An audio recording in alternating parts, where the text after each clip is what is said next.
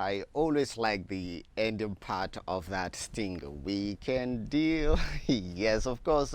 Yesterday night, while preparing for this moment, of course, putting the stories together, stories that we intend to share with you on the show today, at about 11 past 11 p.m., I stepped out to catch some fresh air, and boom.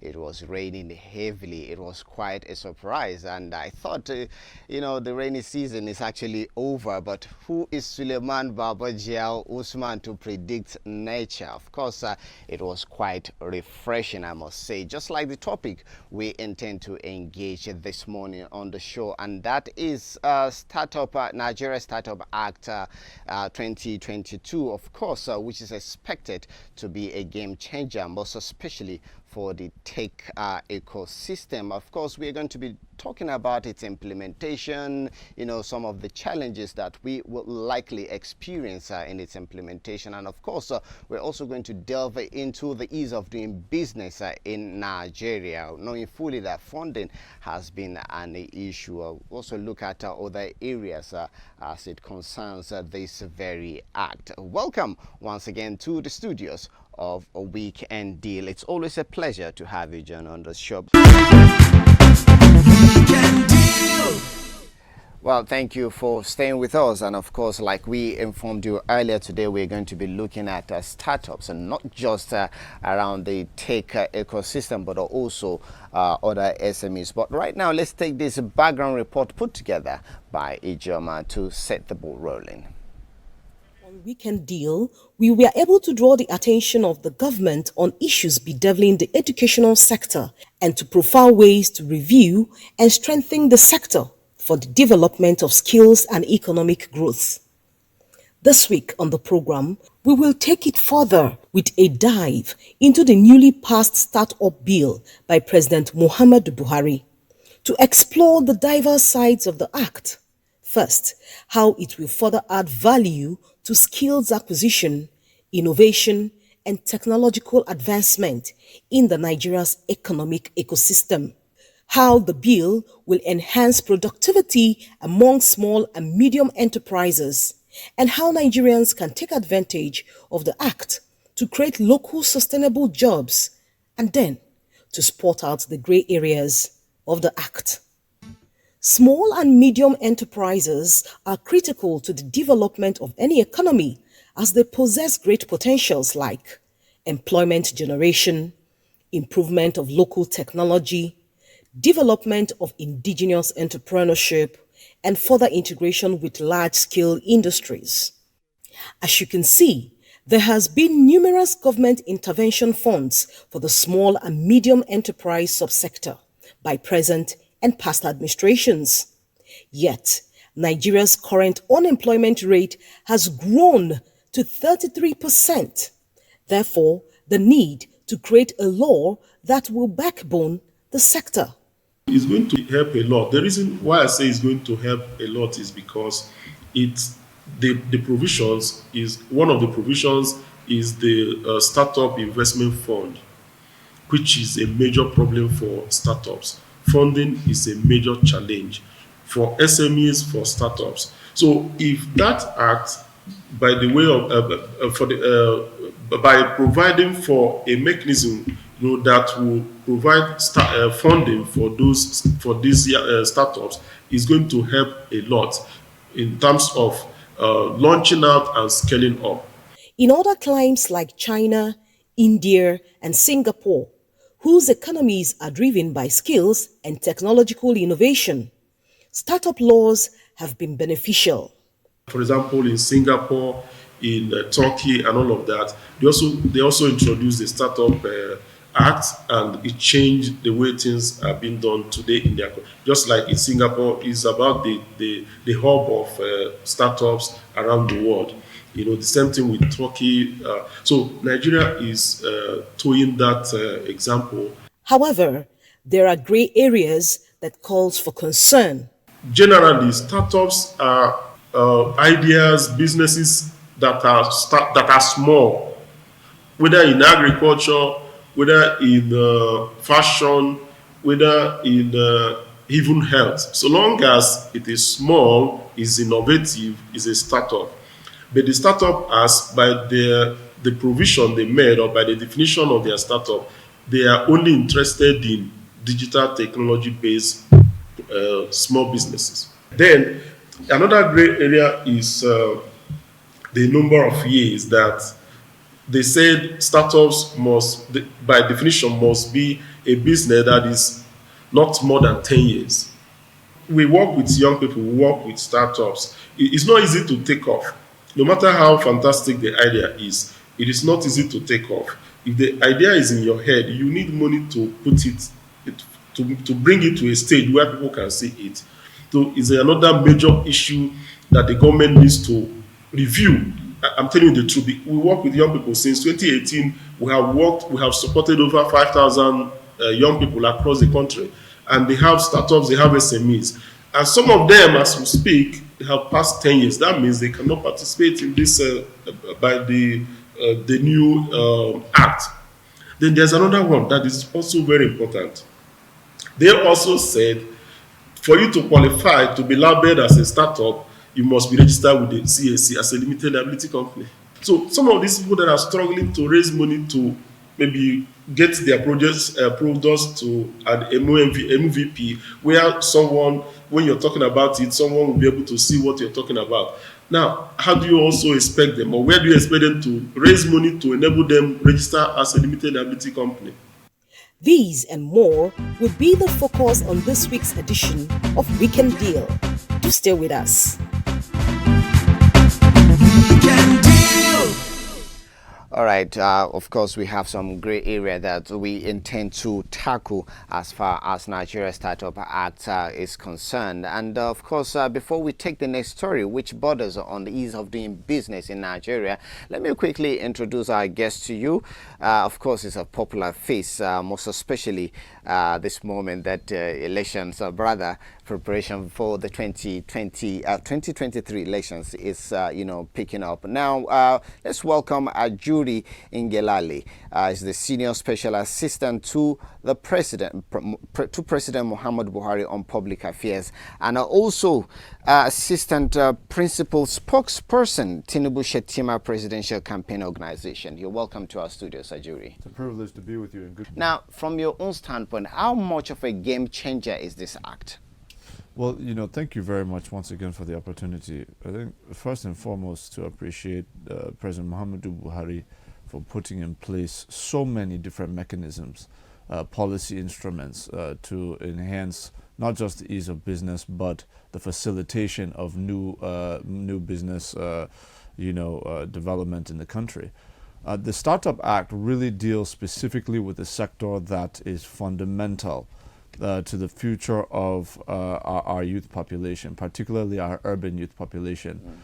It deals with ensuring that our young people who are extremely creative, well, we look at all of the various unicorns that have been developed over the course of the last just few years, where you have companies with billion-dollar valuations, indigenous to Nigeria, that really built up out of nothing without much support from government or any others. So it shows us that our young people have the capacity, the innovative zeal to be able to produce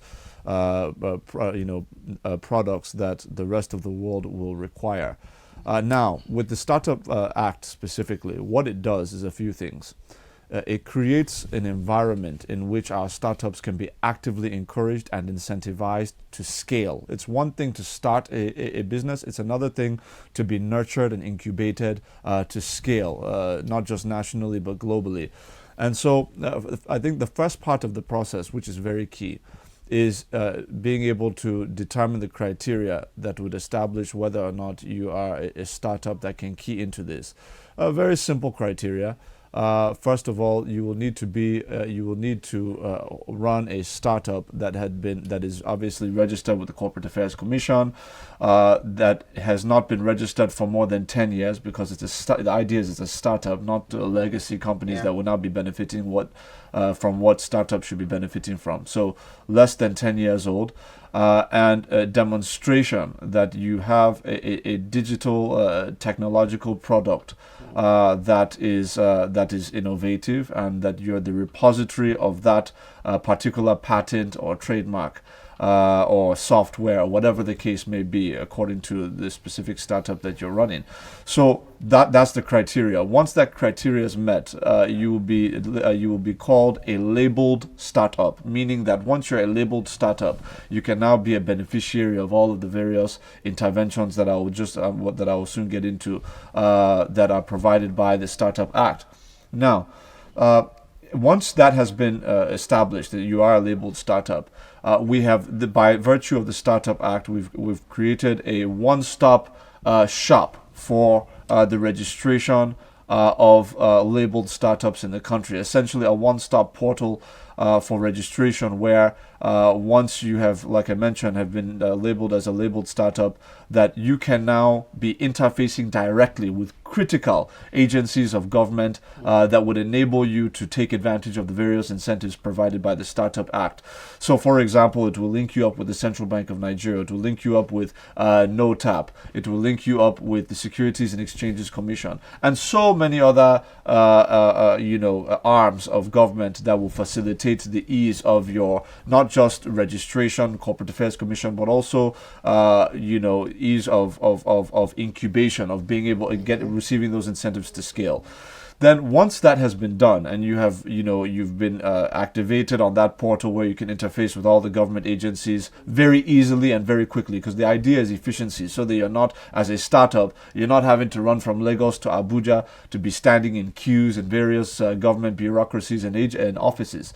We make it all very, very accessible and quick online with this portal. Now, then once that has been done, we now have set aside a seed fund, a seed capital of 10 billion naira that will be managed by the Nigerian Sovereign Investment Authority, NSIA, which will essentially be functioned to ensure that there is a capital base and support base for the labeled startups in the country. And I know, Mr. Jury, there are some people who are of the opinion that 10 billion naira is actually not sufficient, but going forward, of course, this act is expected to, ensure that we have this, idea of ease of doing business in the country, and also drive investment.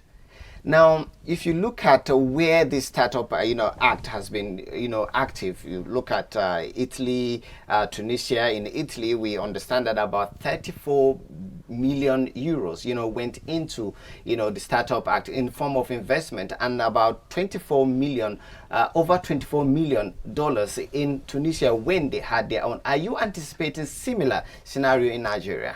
Thank you very much. Look, the reality is this is a startup capital. It does not mean that is the ceiling of the interventions that government will be making. It's just a starting point as the act begins to take off. So that's worth noting. It can grow much greater than what it is at the inception. Now, when you look at some of the other issues around, most of our startups are not looking for handouts. That's not what young Nigerians are looking for. What they are looking for is the enabling environment for them to thrive, creating the conditions so that they are not being stifled, which is why a major part of this is the capital that is injected, right? But maybe even a more important part of this is removing the encumbrances, those bureaucratic bottlenecks that have long gotten in the way of our young people, thriving in business.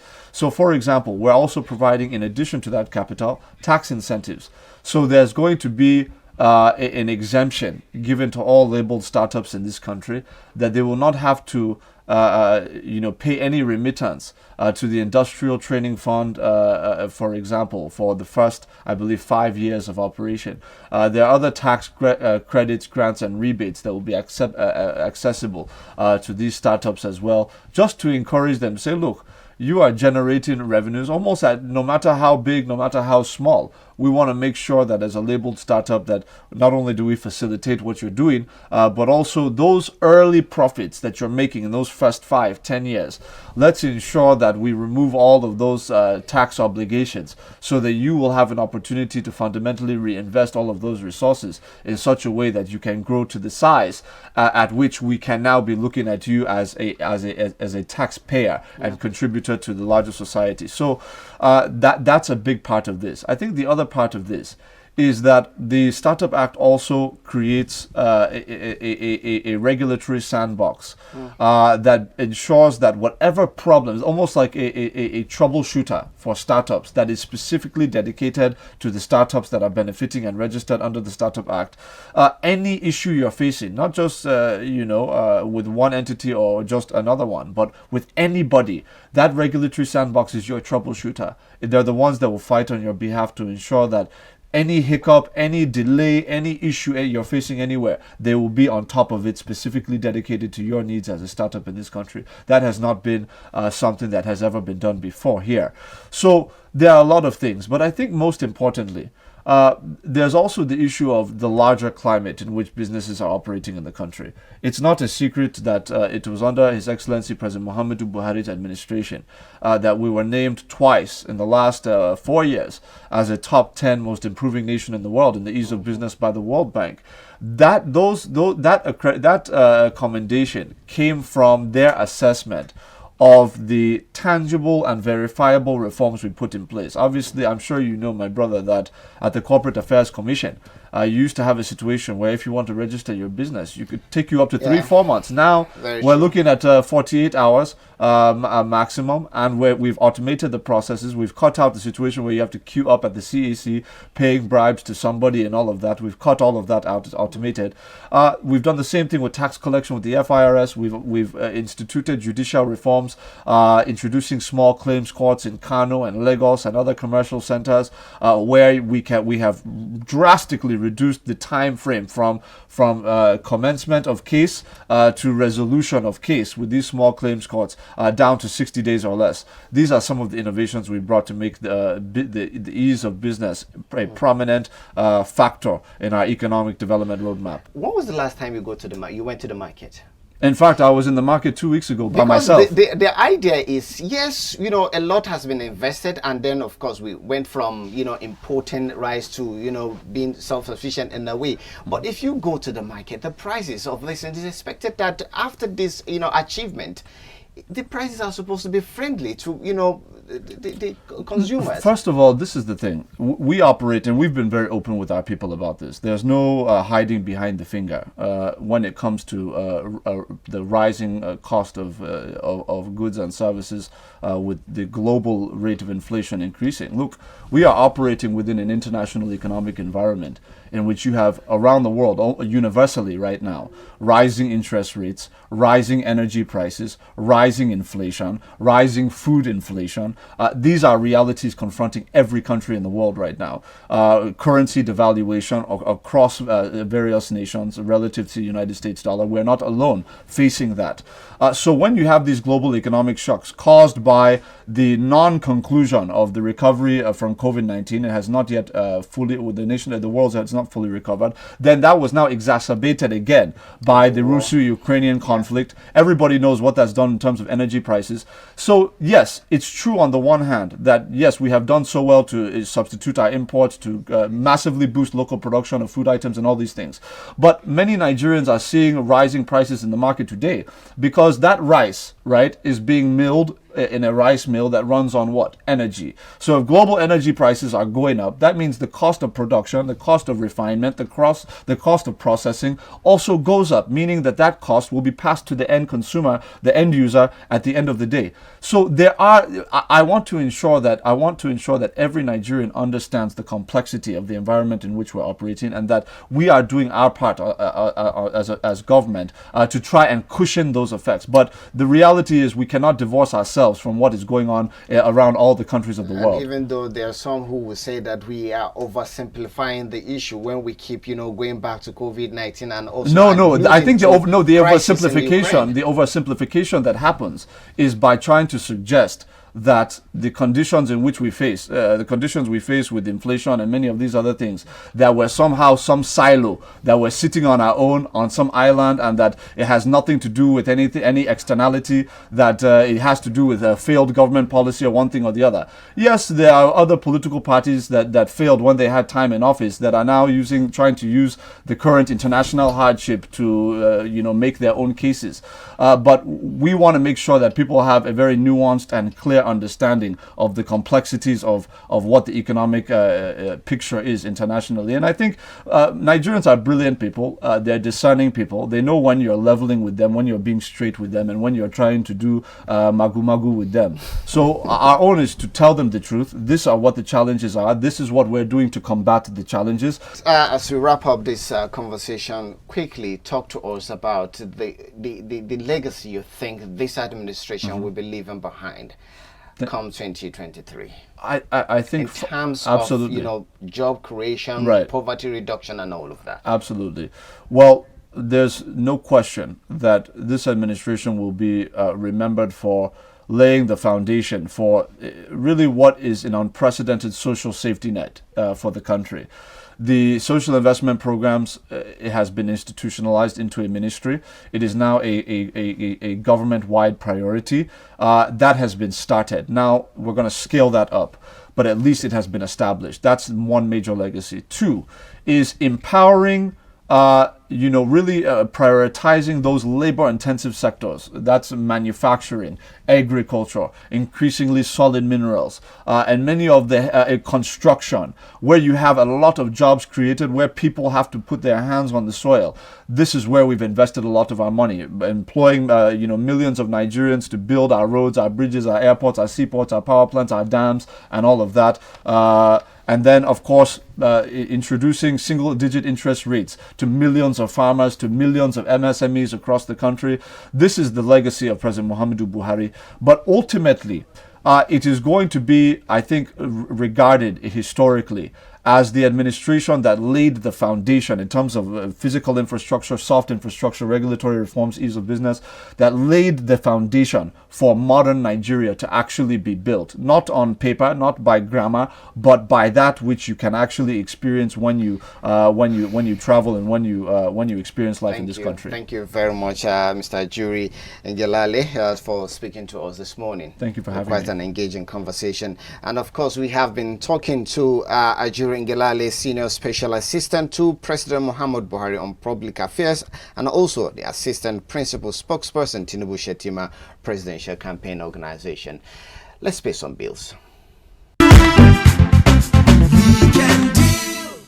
Well, thank you for staying with us. Now, we can agree that one key challenge facing a lot of startups in Nigeria is the issue of funding, and I'm sure a lot of them actually go into looking for this fund from different angles. Now, we know that the government has its own policy when it comes to funding of a lot of businesses, where you have NASA Microfinance Bank, you have other incentives out there for that most the startups can leverage on. Now, let's take this next report, which borders on that, and after that, we'll take more stories before we welcome the MD CEO of NASA Microfinance Bank in our studio.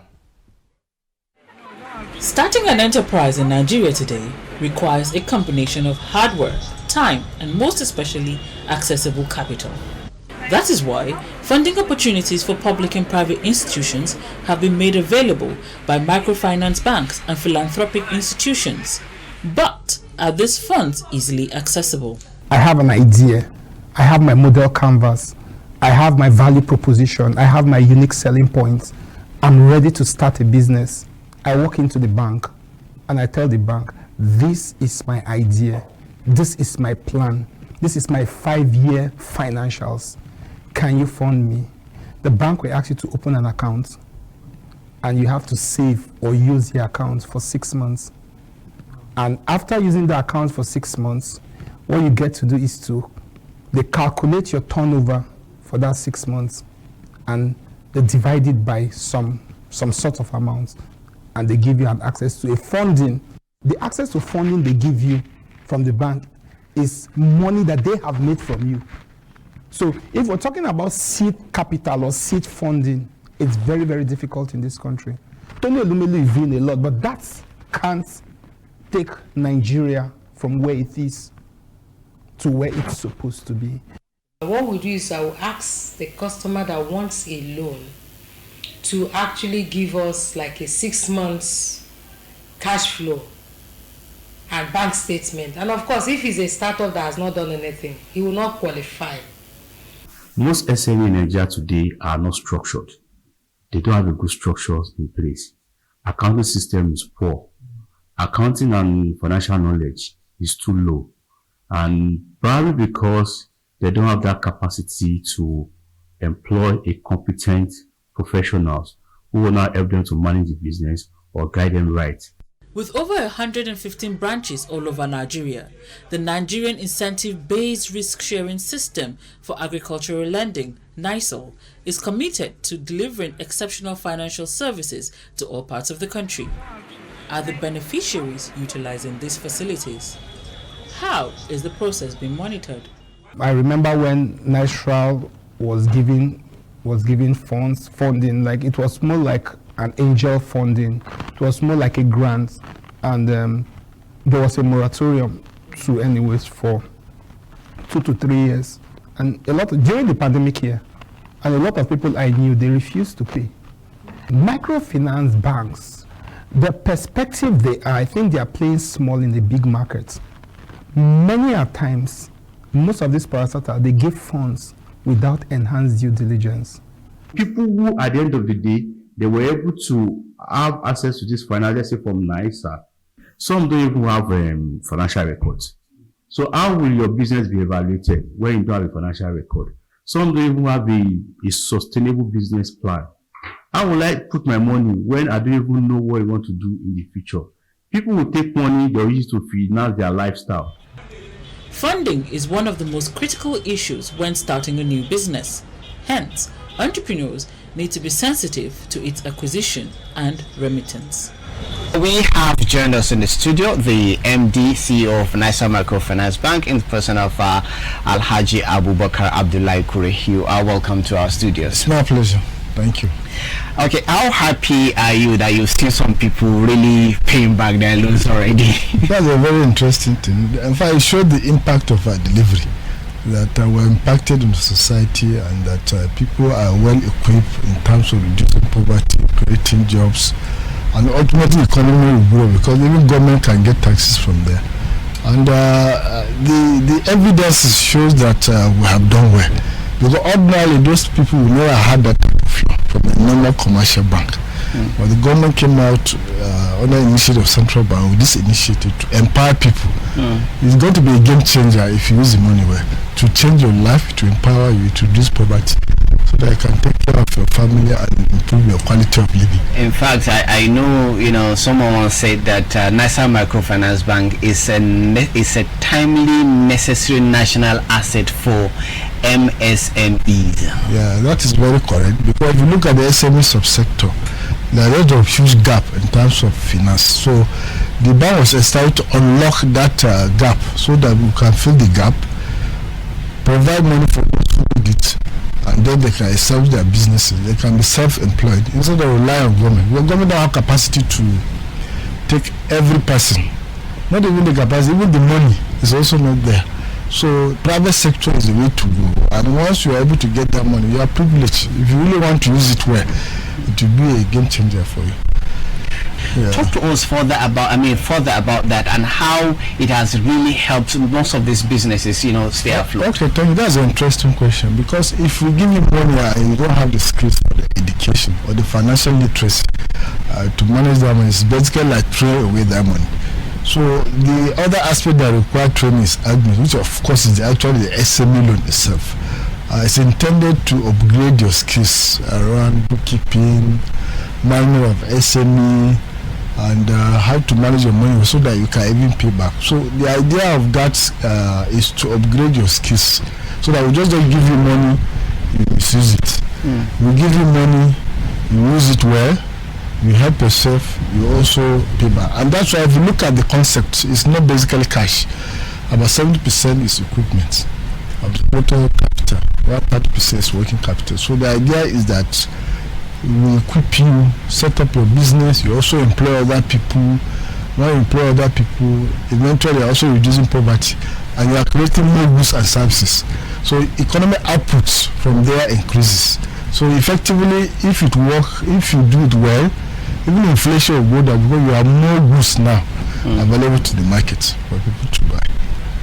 Well, you will definitely agree with me that funding for most startup has always been a challenge in the country, and I know despite the establishment of your organization, we still have that gap to fill. But talk to me about some of your facilities available out there. We currently have done a lot of facilities in the past. The last one that made hit or make impact in the economy is still safe, otherwise called COVID-19. But we have gone beyond that. Okay.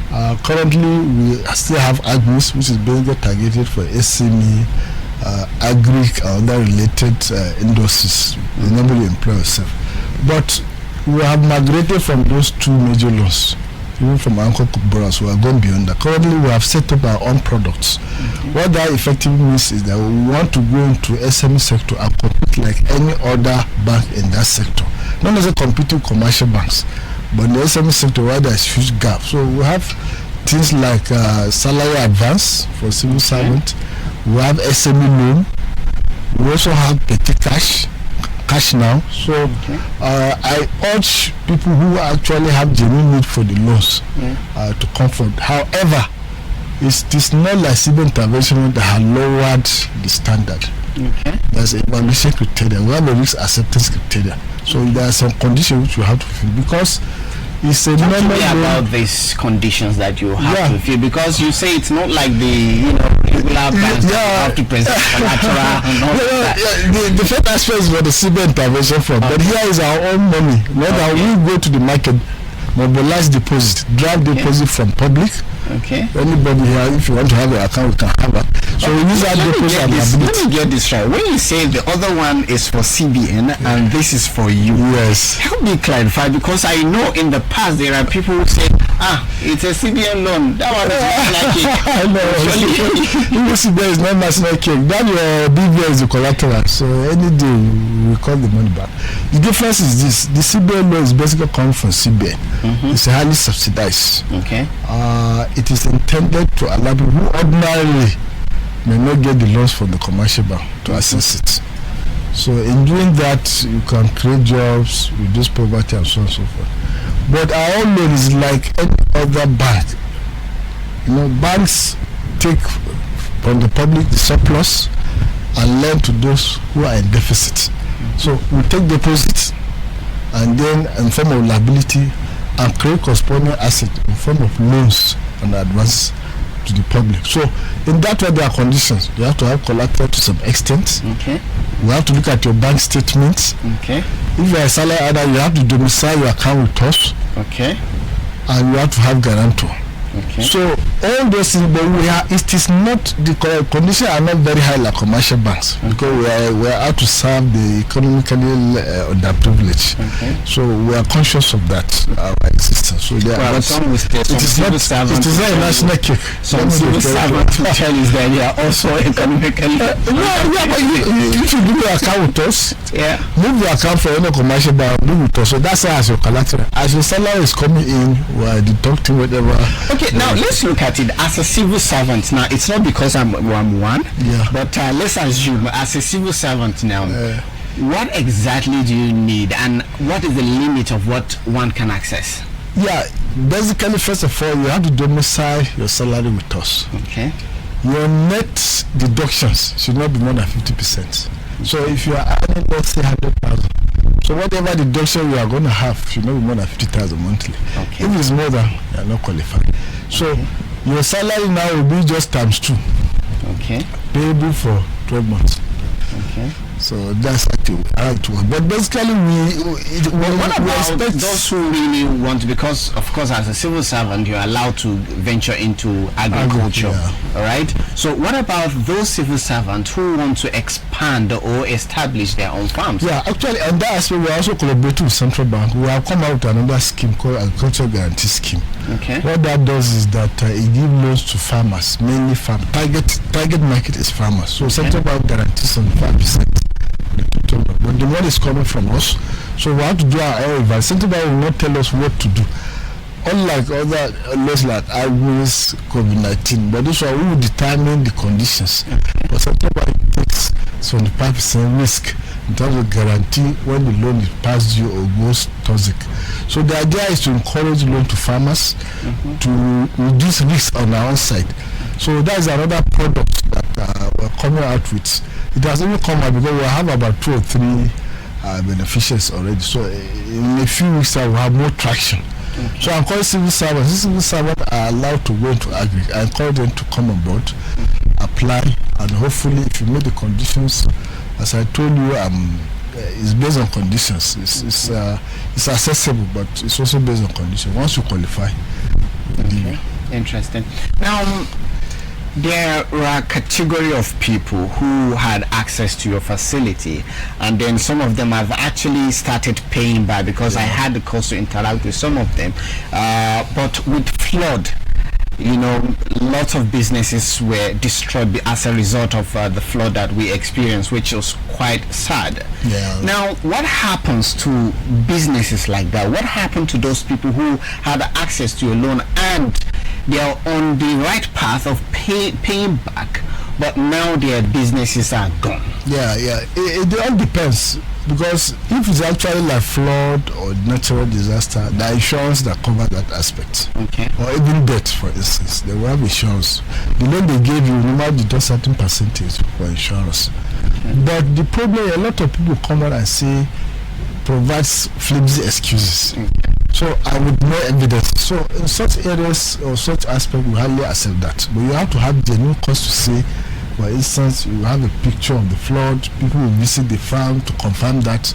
We work with the insurance company to see how they can pay. Alternatively, we can restructure the loan to make it longer periods to give you soft land to be able to pay in the future. But I don't want to encourage you to hide under that scheme to say they are not paying. But after taking a loan, they say there is banditry, there is flood, there is insecurity. Before you go into business, you need to identify your risks and, of course, be able to manage that aspect of risk, because you anticipate certain things will come up and be able to say, how do I manage in the best way so that my business don't go down. And there's also this category of people who at the proposal level, what they propose to you is different from what they ended up doing. Well, in that case, we are not supposed to seek for a concept, because if you change your line of business, you're supposed to come back to and say, look, because of ABCD reason, well, I've changed my line of business. Of course, we accommodate such things based on justification. But if you go on your own and you change line of business and something happens, you have probably around insurance, and of course the global standing instruction will catch up with you, because you cannot come and tell me you tell line of business insurance will cover that. Agriculture insurance has been defined, their area of coverage has been defined. So if you veer into area without our consent, then by the time repayment comes and you are past due, of course we have no choice than to trigger GSI. Now, talk to me further about GSI and the level of recovery so far, because it's very central to sustainability of your bank. Yes, the major tool we're going to be using for recovery is actually GSI, because if you look at our loan, they are macro loans, low ticket loans. You are not likely to go into GSI is Global Standing Instruction, yes, global standing, which allows you. It's not a question of whether you have account. It's a global. That's why they call it global. Because it's going to be scanning all your accounts using BVN across all your accounts, and that's the greatest tool we're going to be using, because I cannot send my staff to be looking for somebody who took 500,000 to a village. It doesn't matter. Even the costs, insecurity, the time you consume it's not worth it. Even a large value loan, you can spend money, but these are small, so we don't have to use technology around recoveries to bring out this message clearly. These are loans, not grants. And I encourage people to pay, because it's supposed to be a revolving loan. If you don't pay, that means your brother, your sister, your uncle, your auntie may not be able to access the loan. Some of your facilities actually targeted at household needs. Yeah. We're living in a difficult time now. To this household, facility, what plan do you have for them in terms of repayment, knowing fully that they really, engage in any profitable venture? No, they are supposed to. If you are not engaged in any profitable venture, you shouldn't even come out for the loan. Why we simply call it household is that we are not coming with a company name. Okay. That's the difference. The fact that you don't have a company does not mean you don't do business. You can set up a small shop, just be selling cigarettes. You have an office or vulcanizer. You don't expect it to go and register with CAC, Corporate Affairs Commission. Household simply means individual. We are looking at it for an individual person, not as a company. Okay. So we expect, even as an individual, you can do so many retail businesses that you can be able to repay. I understand some people claim they use it because of lockdown, they use it for feeding and other things, but the fact of the matter is that the economy is unlocked now. Goods and services are going around, shops are open, so people should engage in business and pay back. Okay. Thank you very much, MD CEO of Nasa Microfinance Bank, Alhaji Abubakar Abdullahi Kure. It's been a pleasure. The takeaway here is that wherever you are, you certainly get your money back. Right? Unless you are not inviting us, don't put money in your bank. All right, the BVN is actually the collateral. So let's go on a break, and after that, the show continues. Thank you for staying with us. We're still talking startups in Nigeria, and some experts will often tell you that anytime you want to engage in any business, and make sure that it's the one that you have passion for. In that way, you get to thrive easily, rather easier. Now, for some people, most especially in Beirut or Farm Center in Kano State, of course, their main business there is mobile phone, and I'm sure they have passion for that which they do. Let's take that report from Kano, and after that, we have our guest in the studio standing by. Mobile phone business, otherwise known as GSM, is a business that is very lucrative and well accepted by the youths in Kano. The major markets for the business are GSM Farm Center and Beirut Road. The business started at Post Office Road before moving to Farm Center due to congestion. As of today, there are about 20,000 youths doing business in the market. What is needed to succeed and its impact on the economy? Our business is very well accepted and profitable is because it is mostly done by youth. Also, it is a business that if you remove arrogance and any form of youth delinquency, you will benefit very well and even assist others. Beirut Road GSM Market houses major dealers of phone companies and retailers as well. It is a market that was there before the farm center. What is needed to start this business? How easy or difficult it is to access capital for the business? And what is the difference between Beirut Road and Farm Center and other markets? Mobile phone business, it is one of the basic needs of human life. Before, in a normal tradition, A human being needs three things to survive. That is a food, shelter, and a clothes. So now, with the recent introduction of mobile phone technology, it joined these three categories. So it requires an experience because it's a continual process, and due to the current situation of the country with inflations, it requires a minimum capital. Beirut Road is the heart or key of the mobile phone selling, not in Kano, but in northern Nigeria or in Africa. Because as you see this Beirut Road, the turnover we have is more than, even Lagos is just like Lagos is a Lagos, but it's a second to the Lagos Beirut Road. The GSM business is not restricted to selling phones alone. Other services and businesses have developed and grown as a result of it. One of such is the phone repair business. Awal A. Muhammad, a spare part seller, tell us how the business is now. Things are not easy now as a result of the hardship being experienced in the country and the high cost of foreign exchange. Screen guards that we used to buy at 4,000 naira has now doubled its price. Another aspect of retail phone selling are the NTA Programme.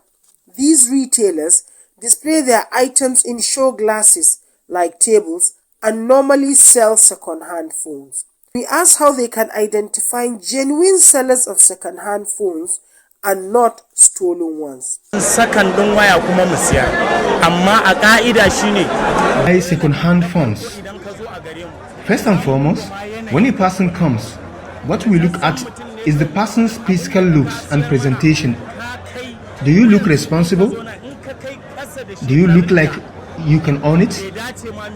Also, if your age is below what we can do business with you, we will not buy and we will not sell. Lastly, we have had one-day summit with the Commission of Police, Kano State, where we were told how to identify people. Dauda Alukura is a major dealer of phones in the Farm Center GSM market. He gave us a brief history of how he started this business and called on the youth to be patient in order to achieve in this business. And from those 10 people, we grew to 1,800 people in the place at the post office. We started going to Beirut Road to buy new ones to come and sell. Then we started going to Lagos to buy, and then to Dubai, China, Hong Kong, and anywhere they make phones. Population now in the market, we are up to 20,000. The GSM Farm Center market, phone selling, its repair and accessories are not the only business going on. As with all markets, there are other businesses that support the business people. Food and refreshment are some of such. All right, Beirut Road and Farm Center, of course, people there dealing majorly with the sale of mobile phones. Quite a lucrative business, I must say. Now, let's welcome to our studio Alhaji Musa Haruna Mamza. He is the National President, Association of Mobile Phones and Allied Product Traders of Nigeria. You're welcome to our studios. Thank you. Good morning, Nigerians. Now, I know your association is not well known. When was it formed? Precisely in March 2017. Interesting. When a group of us came together and converged here in Abuja to say, hey, mobile phone business have grown bigger, and we do not have a national representation, or we don't have an association that is like an umbrella body of the business. So we decided to form Association of Mobile Phones and Allied Product Traders of Nigeria. And during the process, I was appointed as the national president, which was confirmed by over 20 states of the federation. Okay. Now, I know you have different, a lot of places like Beirut, Farm Center, you have, in Lagos, in Niger, you have them almost everywhere. And you see thousands of youths, engaging in this business. Now, what are really the opportunities therein in the mobile phone business? Indeed, the opportunities of doing mobile phone business cannot be overemphasized. It is indeed very lucrative, because for the past 20 years that I'm in the business, I've never seen one person that complained that the business is not good. And I'll give you an example in Beirut Road, where I started. I was the fourth person to start doing that business. But today, of course, you have over 1,000 shops in Beirut Road, and then you have more than 4,000 people doing business who are maybe shop owners, owners of the businesses, and so on. So it is very lucrative, and we've seen those who came hawking, and at the end of the day, own shops and have grown bigger. So it is indeed very lucrative. Does that mean it's very easy to start the mobile phone business? Of course, there's no tentative requirement. Okay. But as you know, like in any business, there are some natural basic requirements. First of all, you have to make your mind that you want to do the business. That is, you develop interest. And then secondly, you have to have integrity and honesty. And then thirdly, you have to have capital, because mobile phone business, of course, is capital intensive, and therefore you have to have capital. And by this, a lot of the business itself falls into about 4 categories. Okay. We have dealers, who are the big men. We have the super sub dealers. We have sub dealers, and we have retailers. So if someone wants to do the business, of course, you decide, your capital will determine which of the category you will fall into. Apart from these categories, there are those who go out of the country to import. It depends on the volume of phones they actually import, so they can also fall into these 4 categories. Now, you talked about funding. Of course, funding has been a huge challenge for a lot of businesses, including those your members. Now, what creative ways are you engaging in order to support your members in terms of funding now? Of course, prior to COVID-19, which is in 2019, the issue of capital depends on the trader. He sources funds. Some are funded by their families, some go to the bank. But post COVID-19, of course, virtually every business is affected, and ours is, I would say, most affected, because the capital shrunk, and people could not, purchase the volume of phones they used to purchase, and therefore it means that the network of customers have shrunk. So we quickly moved a little bit further to see how we can get funding for our members, and shortly we had a good relationship with Jais Bank.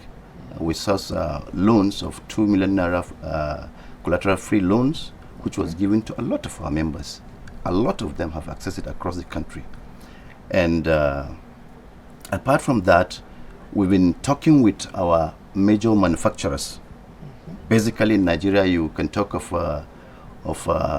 Transsion Group, who are the manufacturers of Itel, Infinix, Techno, Oraimo, Cynix, and so on, to see how they can make it easier for people to sustain their businesses. And of course, they've been cooperating with us. I know in any family organization, wherever you are, there are bad eggs sometimes that tend to dent their image as an organization or family.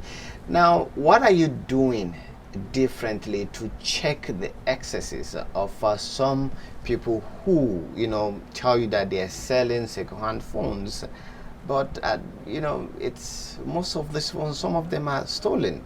How are you dealing with theft in this business? Thank you for this question, Suleiman. It's a huge challenge to our industry indeed. Selling second-hand phones is not a crime, but selling stolen phones is a crime.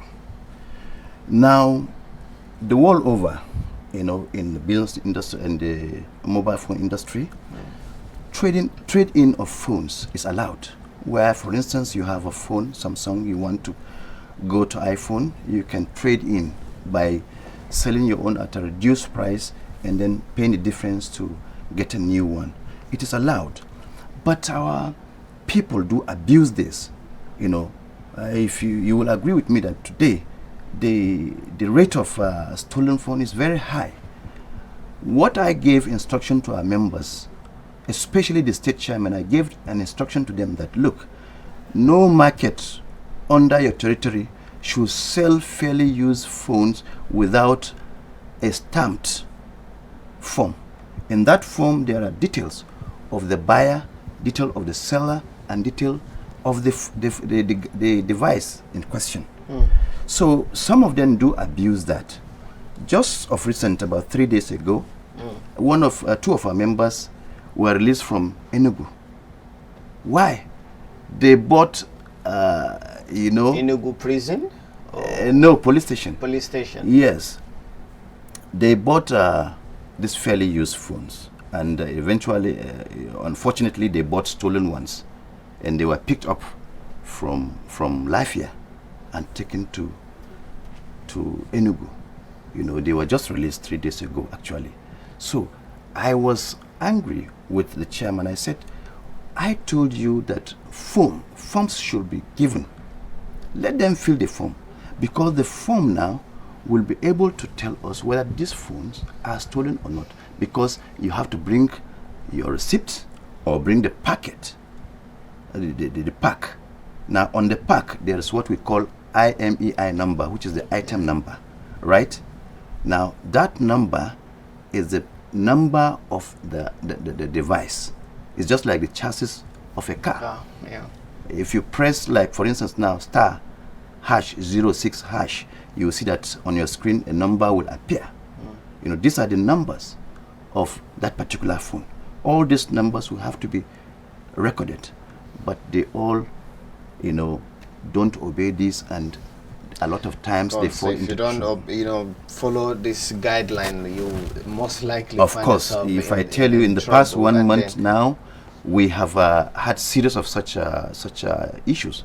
Okay. Some were picked from Potiskum and brought to Abuja because of similar things. I told them, look, listen to what I'm saying to you.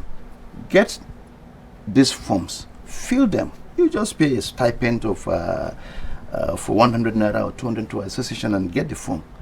So I think with what is happening now, they understand that it's a serious challenge. Then secondly, we are working on how to partner with the security agencies on how to also get involved in tracking of phones. Okay. I wouldn't want to preempt much on this, but